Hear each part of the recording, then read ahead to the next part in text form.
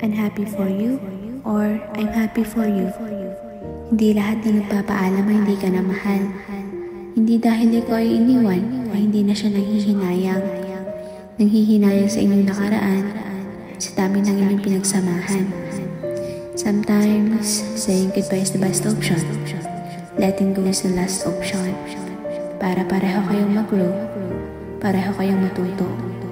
Huwag nang ipilit na kayo pa rin sa dulo. Masyadong malawak ang mundo para habulin ang taong hindi para sa'yo.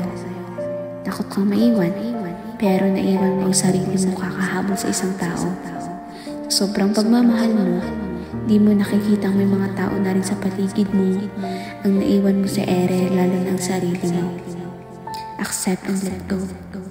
Maging masaya para sa isa, kahit hindi na kayo. Kahit hindi na kayo sa dulo. Kahit na maagang nagtapos ang inyong kwento. Para masabi na I'm happy for you.